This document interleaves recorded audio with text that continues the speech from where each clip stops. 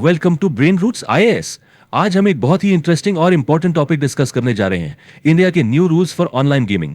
ये रूल्स अभी draft stage में हैं और 2026 में इंप्लीमेंट होने की उम्मीद है। तो चलिए इसको आसान भाषा में समझते हैं। हम सब जानते हैं कि ऑनलाइन गेमिंग कितना पॉपुलर हो चुका है। ये फन का, एंटरटेनमेंट का और कुछ लोगों के लिए तो एक प्रोफेशन का जरिया है। लेकिन सोचिए जरा, क्या हो अगर यही फन एक फाइनेंशियल ट्रैप बन जाए? जब गेम्स इतने एडिक्टिव हो जाते हैं कि लोगों को लाखों का नुकसान हो जाता है। बस इसी क्रिटिकल प्रॉब्लम को एड्रेस करने के लिए गवर्नमेंट एक नई पॉलिसी ला रही है। देखिए, अभी तक क्या हो रहा था कि इंडिया की ऑनलाइन गेमिंग इंडस्ट्री एक वाइल्ड वेस्ट की तरह ऑपरेट कर रही थी। मतलब कोई साफ नियम कानून नहीं थे। इस अनरेगुलेटेड स्पेस में यूजर का प्रोटेक्शन, मतलब हम लोगों की सेफ्टी, लगभग जीरो थी। कई बार ऐसा होता था कि प्लेयर्स के जीते हुए पैसे कंपनीज नहीं देती थी, या फिर गेम के रूल्स अचानक से बदल दिए जाते थे। ऐसे फ्रॉड को रोकने के लिए कोई स्ट्रॉन्ग सिस्टम था ही नहीं। तो इसी क्याओस को खत्म करने के लिए ये नए रूल्स लाए गए हैं। तो इस रेगुलेशन तक का सफर, इसकी जर्नी कैसे शुरू हुई, ये एक प्रपोज्ड टाइमलाइन है। पहले 2025 में एक foundational law, the promotion and regulation of online gaming act यानी PROG एक्ट पास किया जाएगा। ये एक्ट पूरा लीगल फ्रेमवर्क तैयार करेगा। उसके बाद 30 अप्रैल 2026 को मीटी यानी हमारी ministry of electronics and information technology in नए रूल्स को ऑफिशियली नोटिफाई करेगी। तो आप समझ सकते हैं कि ये रूल्स उस एक्ट का एक इंस्ट्रक्शन मैनुअल है जो डिटेल्स में बताते हैं कि इंडस्ट्री को आखिर चलना कैसे है। तो चलिए देखते हैं कि इन नए रूल्स में क्या क्या इंपॉर्टेंट एस्पेक्ट्स हैं। सबसे पहले हम मिलेंगे नए गेमिंग रेफरी OJAI से। फिर हम समझेंगे कि गवर्नमेंट स्किल और लक वाले गेम्स को अलग अलग कैसे देखेगी।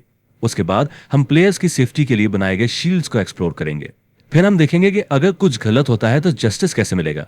और फाइनली हम इस पूरे रेगुलेशन के अल्टीमेट गोल को डीकोड करेंगे। तो शुरुआत करते हैं अपने पहले पॉइंट से। The new gaming referee OGAI इस डिजिटल प्लेग्राउंड के लिए एक पावरफुल अंपायर बनाया जा रहा है। तो ये OGAI है क्या? OGAI stands for online gaming authority of India. ये एक डेडिकेटेड रेगुलेटरी बॉडी है और टेक्निकली ये माइटी के एक अटैच ऑफिस के रूप में काम करेगी। अब आप पूछेंगे, इस अटैच्ड ऑफिस का क्या मतलब है?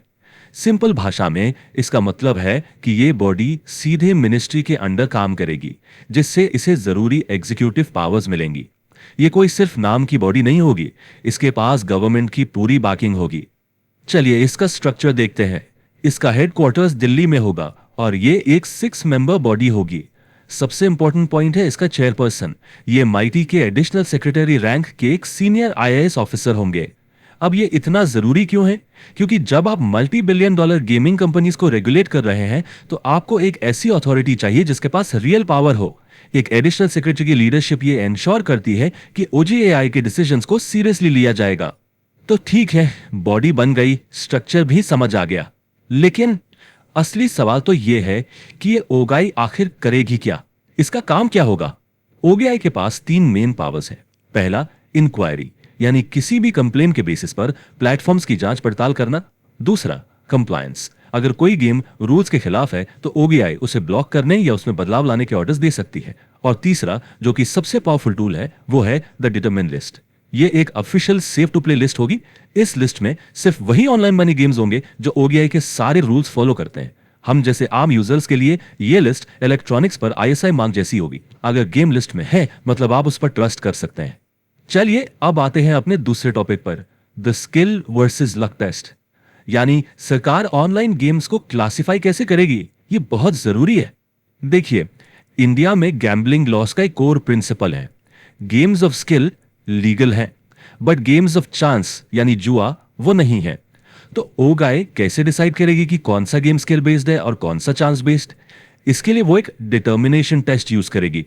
इस टेस्ट में आपसे 3 सवाल पूछे जाएंगे। क्या यूजर एंट्री फीस दे रहा है? क्या पैसे या कीमती चीज जीतने की उम्मीद है? और रिस्क कितना है, पैसा कितना इन्वॉल्व है?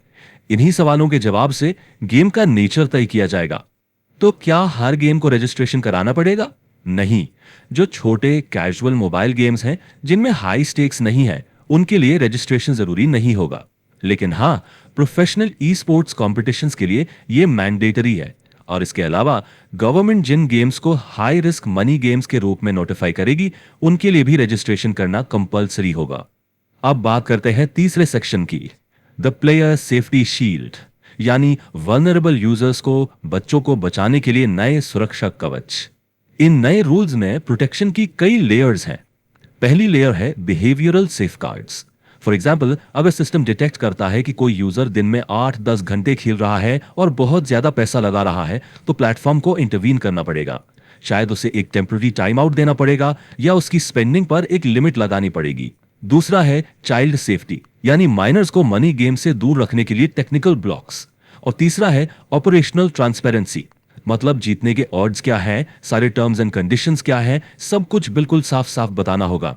अब आते हैं चौथे सेक्शन पर, गेटिंग जस्टिस। चलिए मान लेते हैं इतने रूल्स के बाद भी आपके साथ कुछ गलत हो जाए। मान लीजिए आपके पैसे किसी ग्लिच की वजह से फंस जाएं या कंपनी जीते हुए पैसे ना दे, तब क्या? इसके लिए एक 2 टायर ग्रीवियंस सिस्टम बनाया गया है। पहला स्टेप है इंटरनल रिड्रेसल, यानी आप सीधे गेमिंग कंपनी को कंप्लेन करेंगे, और अगर कंपनी आपकी प्रॉब्लम सॉल्व नहीं करती, तब आप जा सकते हैं स्टेप 2 पर, द एपेलेट अथॉरिटी। और ये एक बहुत ही पावरफुल स्टेप है।